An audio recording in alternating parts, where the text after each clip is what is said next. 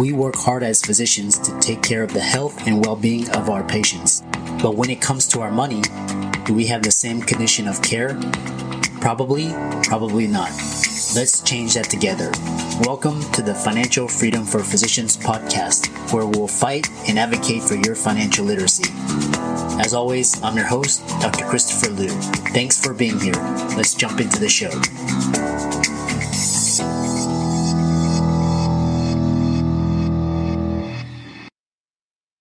Hey guys, I want to welcome you guys to the Financial Freedom for Physicians podcast. We've got a great episode this week. Before we begin, please hit the subscribe button as well as the notifications bell, and be sure to like, comment, and share if you like this episode.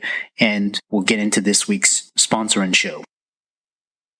This week's episode is sponsored by CityVest. CityVest has quickly become the most popular and best way for doctors to invest in top-performing real estate private equity funds that are usually reserved for institutional investors. This unique access to investing in these institutional funds is available for the first time ever through CityVest's easy and secure online investment platform. CityVest does the hard work of conducting due diligence and vetting the investments. They even get a third-party due diligence report that is posted on their website. As a result of aggregating a several $million investment amount into their access funds, CityVest gains access to investing in the institutional investment and is able to negotiate better investment terms such as a 12% preferred return.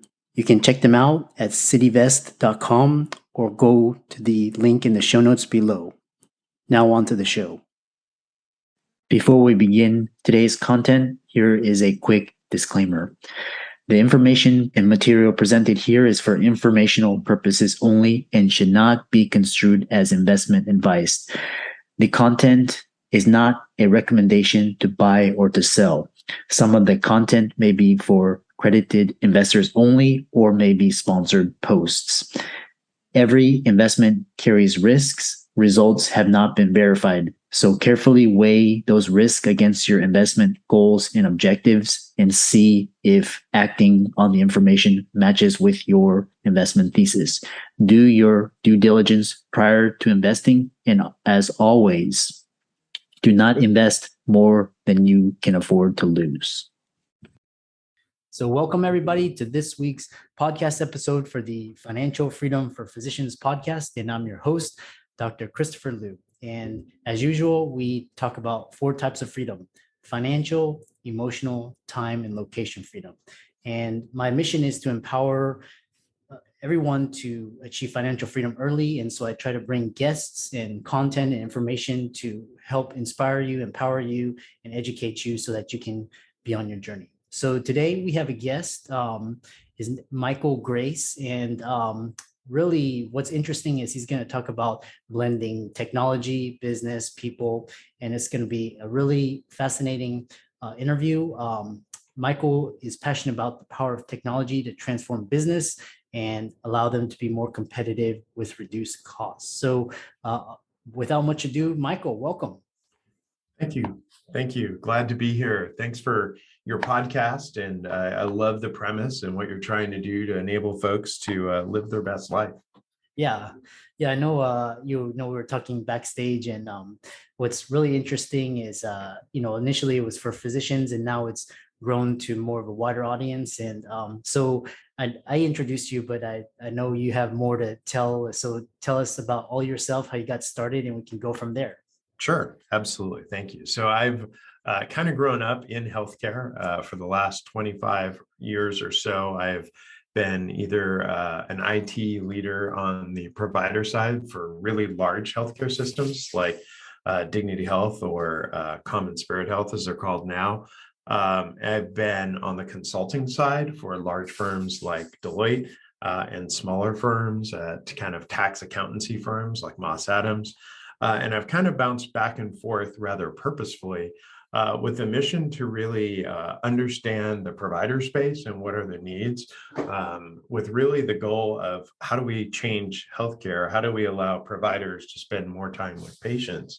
and less on, the administrative burden. And then I bounce back over to consulting and I try to change things. And then I bounce back over to the provider space and get more intel. So I've really spent my career, I hate to say trying to change healthcare because that has a very negative connotation to make healthcare seem like it's broken. But I think it could definitely be better and could definitely provide a better patient experience and really allow providers to provide more, right? And the more patients you see, obviously, the more revenue you get. And there's just a lot of waste in that equation of connecting providers with patients. And automation is a great way to kind of automate all the behind the scenes stuff that the patients don't really care about, the providers don't really enjoy.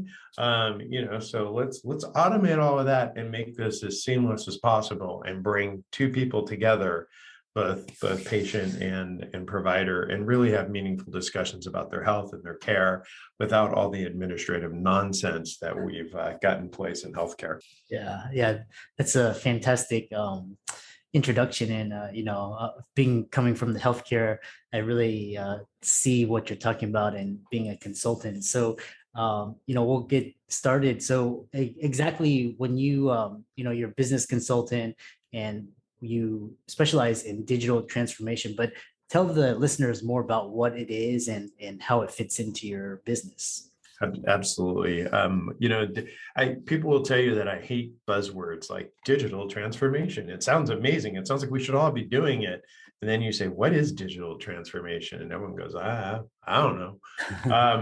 It's really leveraging technology, whether that be software or hardware, and really taking that and doing something meaningful with it, right? To impact the business, whether that's freeing people up from living in spreadsheets and doing data entry and letting them be more present and more patient facing.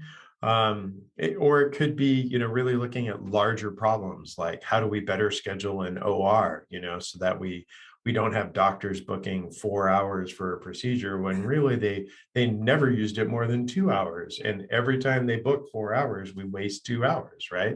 Yeah. Or how do we bring tumor boards digital, right? How do we have people collaborating on better patient care in a virtual environment and leverage all the technology that's at place to give a great experience to our providers so they can give better patient care to their patients? And recently, until very recently, until the pandemic, healthcare was kind of in this slow moving, method of digital transformation. Then the pandemic hit and it was like, oh, shoot, we need to do this now. And all of a sudden, suddenly digital transformation happened almost overnight, right? All the providers were able to see their patients remotely using telemedicine. Suddenly we just at a click of a button, we were suddenly digitally transformed in healthcare. And now that we're, stabilizing a little bit on the pandemic, although, I don't think we're out, but we're starting to regress, right? It's kind of interesting. Like people are like, oh, all this technology is too much. I've got to go back to the normal ways that we provided care. So it's interesting, but that's my passion. My passion is to really understand the business problem. What does the provider want to do? What does the organization want to do? What problem are we trying to solve? And then, let me dig into my bag of tricks of technology and bring things like RPA or process automation, or sometimes you just have a terrible process, or maybe you have bad people and you just need somebody to come in and go, hey, sorry to say, but like this person, they're a little overhead and they just aren't cutting it, right? It's easier for a consultant to do than somebody who's in the day-to-day. Yeah. You mentioned something called robotic process automation, RPA. Briefly, just describe what it is and why it's a game changer. Love it. So RPA, the other misnomer I think around technology is that it's really expensive and nobody can afford it. Robotic process automation, the software for it is relatively consumable and affordable for a license. And it's like, I call it digital labor. So it's like adding an actual person to your workforce that can go around and do tasks that your staff doesn't want to do. It can do things like open and read emails, right, through OCR scanning. It can send emails, it can process files, it can go get files, it can do computational analysis. It really can do anything that you do on a computer. It can log into Epic or Cerner or Allscripts or any of the systems that you use. It can wait, right? Like if you're like, oh, I've got to send Dr. Lou a file, and when I get it back, then I need to go do this, right? You're like, the robotic process automation can't do that. What if it takes them 3 days or 5 days or 10 days? It actually can. It's a form of artificial intelligence. I hate using that term also because it's not really intelligent, and it doesn't have feelings, although it can do sentiment analysis. If Dr. Lou types me an email in all caps using several expletives and I can sentiment analysis that Dr. Lou's pretty upset with me, I better pay attention to that email, right, and route it differently. It can do all of that. So it's really advanced, started about 15 years ago in Europe, in the financial industry. All the big banks in the US use a lot of it. Healthcare is a little laggard, right? We're probably on just getting started on that journey, along with like retail and such, where other industries have been further along. So it's relatively inexpensive. It's relatively quick to deploy. A few months, less than $25,000 for a license, depending on the technology.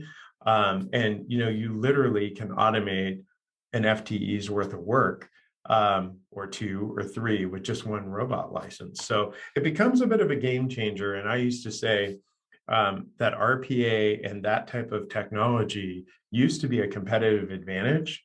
And that's no longer the case, right? It's now really a competitive necessity because all the other players are doing it. Your competitors are doing it. So if you're not at least paying attention to it and seeing how you can integrate it into your process, you're going to be outpaced, right? And these other folks are going to be able to do things faster and cheaper. They're going to have higher client satisfaction, and lower costs, right? And we all know in business that's a losing situation if you're on the other end of that. Yeah, it's quite interesting.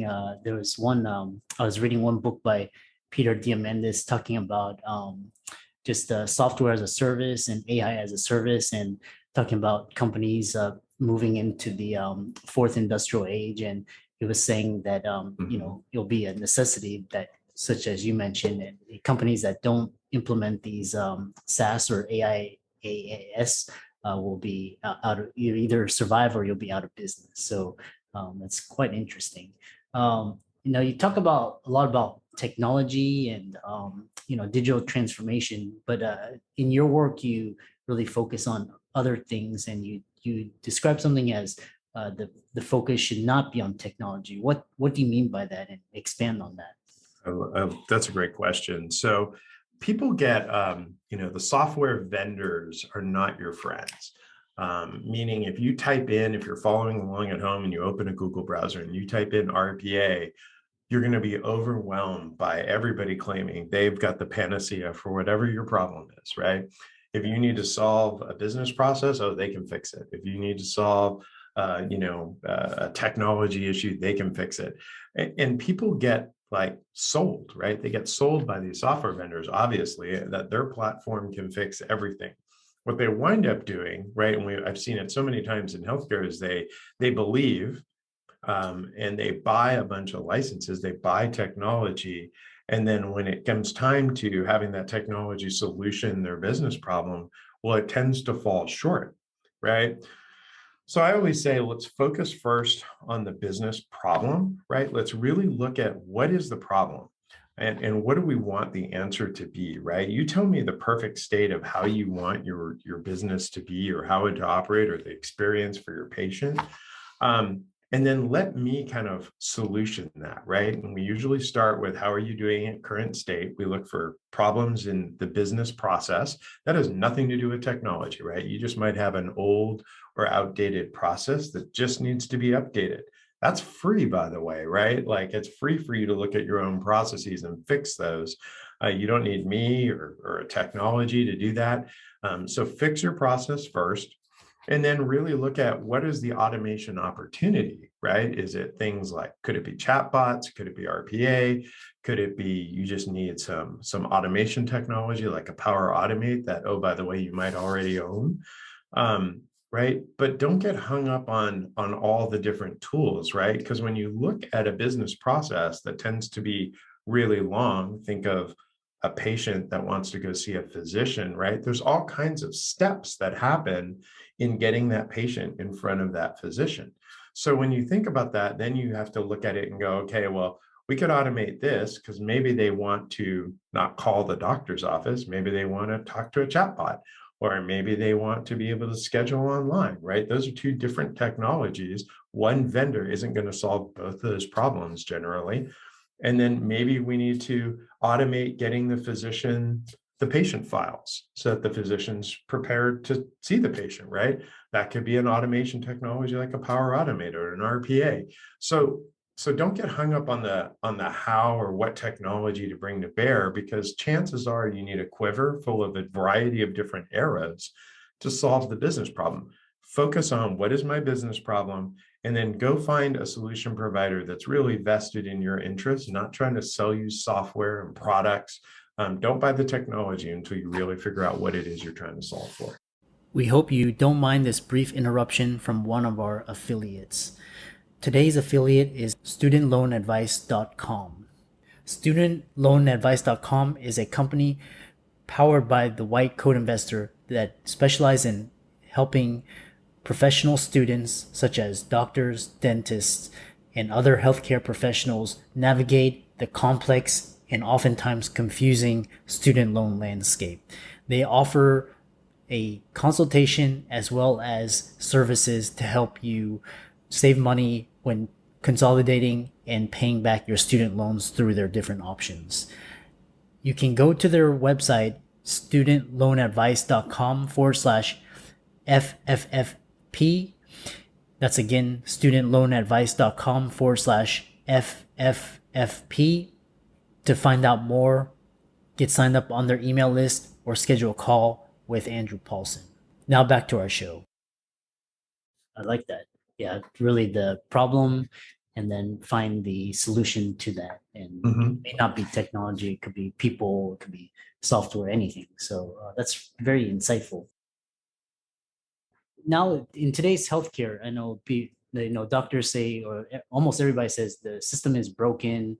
It's very bureaucratic and cumbersome and very slow, inefficient, very expensive. So what are some, like healthcare, if I'm a healthcare CEO and I want to bring my organization into the 21st century, what are some game-changing technologies organizations should be looking at? Yeah, we just went through, I'd say the last decade, we probably spent a decade working on what we thought was a transformational technology, which was EHRs, right? We're like, we're going to modernize healthcare and we're going to get an EHR. All you did is take a bunch of paper and make it really difficult to discern and get to and access and such. And then you put it in this massive system like Epic. People are so excited about Epic. Unless you're a user of Epic, and then you're like, oh, okay, it's all right, but it still really doesn't transform healthcare, right? And we spent billions and trillions of dollars doing all this EHR training. And I don't care if you're a small physician practice, right? You have an EHR, or if you're a provider in a really large space, or you're a patient and you go to the doctor, right? You're interacting in some way with these large monolith EHR systems that honestly aren't transformational. They didn't transform anything, right? The patient experience is relatively still the same. So really, when I look at it, I really look at trying to transform healthcare again in that person-to-person context, right? So I've deployed systems where the physician doesn't stand behind, we used to call them cows, right? Or wows, workstations on wheels, these big barriers to the physician being anywhere near the patient, right? Gone are the days where the physician actually reaches out, and touches the patient because, like we've got all this craziness there, but getting like the EHR on tablets so that the physician can sit next to the patient and like show the patient, like, oh, here's your x-rays here. And you're sitting next to the patient, not projecting on some wall, right? We've done things with registration, right? Where you walk in and there's this huge line of people waiting to talk to a receptionist to give them their insurance information. Are you kidding me? Like, what century are we in, right? So we've done a, I'm probably under NDA and I'm probably going to break it, but it's so cool. I'm just going to talk about it anyway. We've partnered with a system that you might see in the airport. They wear checkered shirts and they do biometric identification. And what we did is we said, hey, can't we keep like their insurance card information and a payment card on file? And then we could just have a couple terminals and they could walk up. We could biometrically identify that Michael Grace is here for his appointment. Okay, we could use automation and we could verify that his insurance is valid. We could understand what his copay is. We could tell him, like, would you like to pay your $35 copay? Yes, I would. Click. Okay, they've now paid their copay, right? All in a matter of seconds. Oh, and then we can send a text to the provider and let the provider know, hey, Michael Grace is in the waiting room. And oh, while we were biometrically identifying him, we've taken a picture of his face. Here's what he looks like. So when you open the door, you don't go, Michael Grace, Michael Grace, it's Michael Grace out here, right? You can simply walk over to the person and say, oh, hi, I'm Dr. Lou. Would you like to come back now? Totally a transformational experience, right? Think about that kind of experience from a patient perspective versus the insanity that we do today, right? So we can change healthcare in a lot of ways that are meaningful to the patient, leveraging technology for not a lot of cost. I think we're just resistant to that kind of change. We're a little too pre-bought into the EHR is going to save the world. And I think, we're all starting to realize that the EHR isn't probably coming to our rescue anytime soon. If anything, it makes our life a little bit more complicated. So there's changes coming. I think there's a lot of small startups. If you really look at healthcare and look at the startup space, a lot of companies in that startup space with really great ideas on ways to transform that patient experience and provide better healthcare. Yeah. There's so many opportunities for game-changing innovation, technology, software, systems, processes.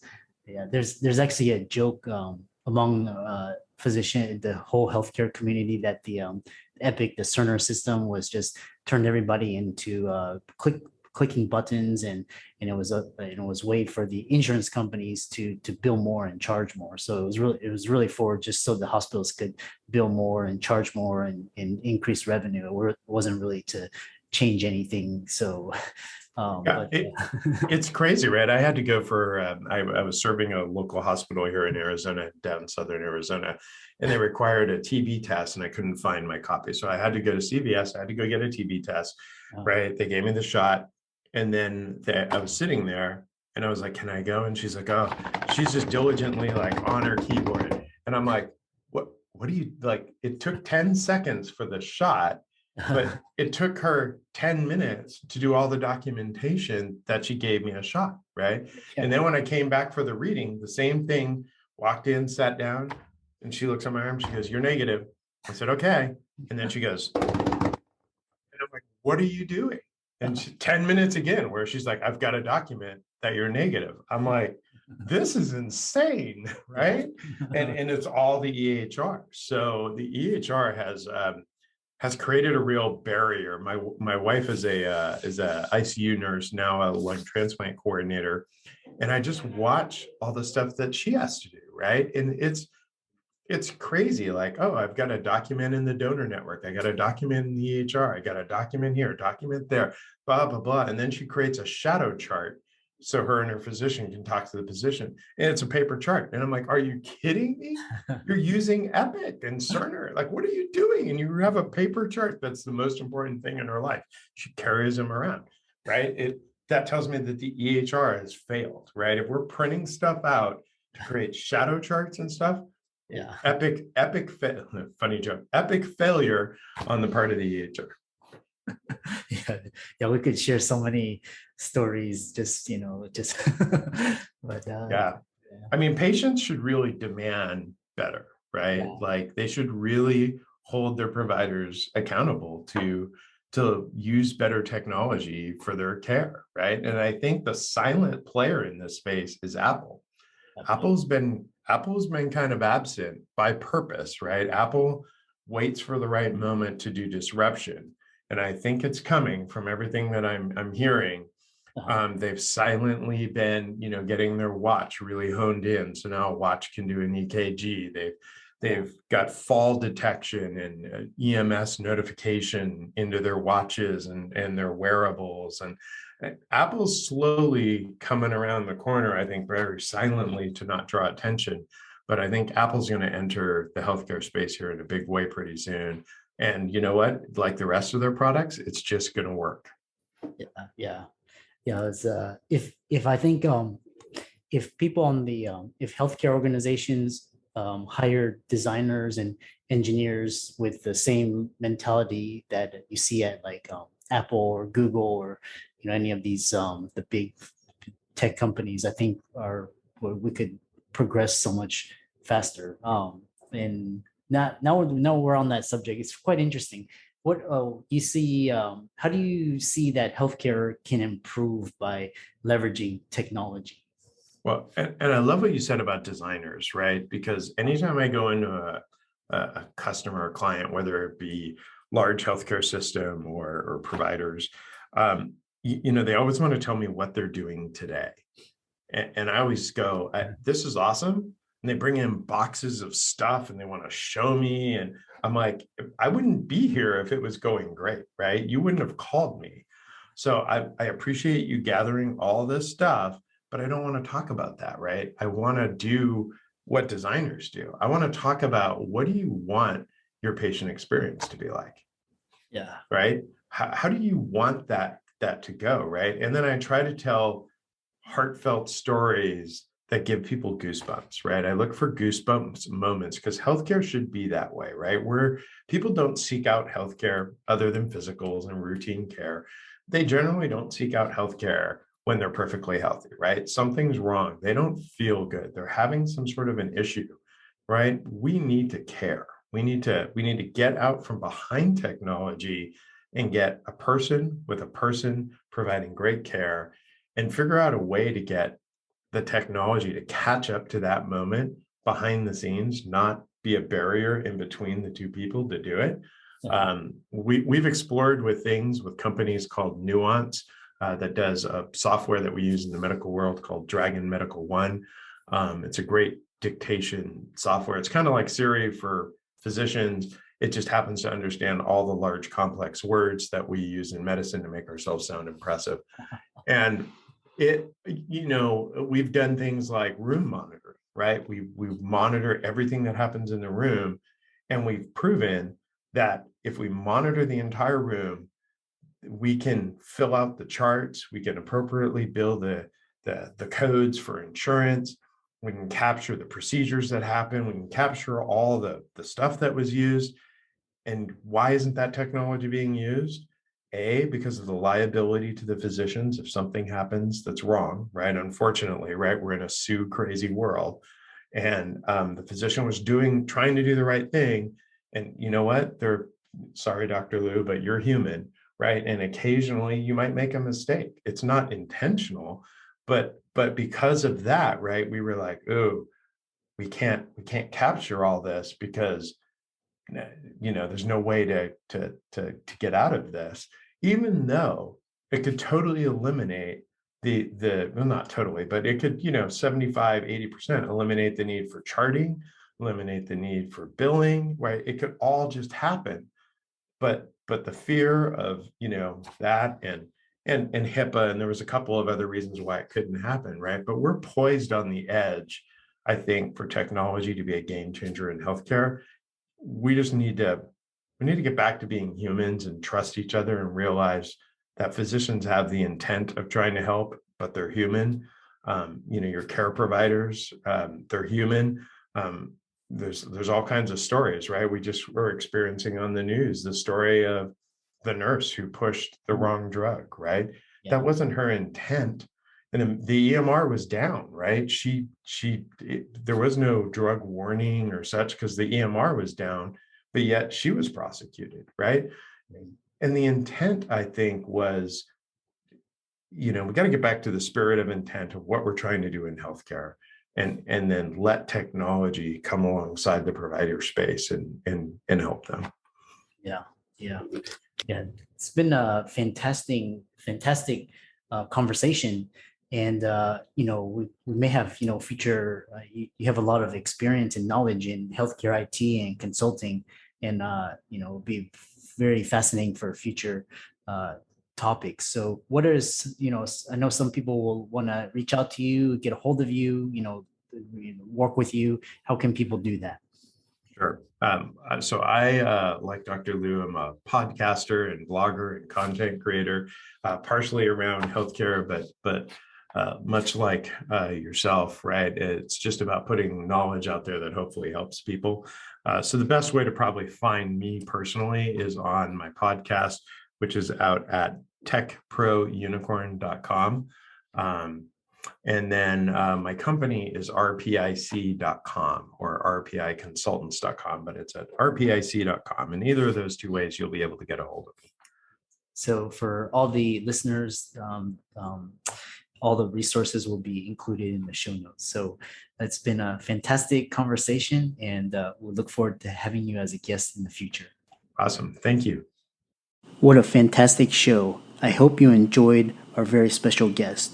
Just remember, as a shout out to our this week's sponsor, cityvest.com.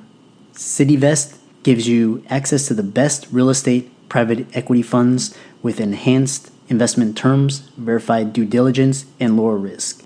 You can check them out at cityvest.com or click on the link in the show notes below to hear about their upcoming investment offerings. If you enjoyed that episode, don't forget, that's just the free content. We also have paid premium content subscription with better guests, information, updates, and discussions that can't be accessed anywhere else. You can subscribe to our premium content by clicking on the link in the show notes below to subscribe. Just a quick note, members who sign up for the bottom floor price introductory the first year will be grandfathered into that price for life. I expect the monthly subscription amount to increase quickly next year and the year after, so don't delay. I'm excited that you made it for another episode. You are truly the best. If you've been following the show for a while, you know that my passion is to bring you the education you need to find your path to financial freedom. Please come back week after week for new content, new resources, and great guests. Until then, if you haven't already, please be sure to check out the website, www.drchrisliumdphd.com for more support. I'll see you next week.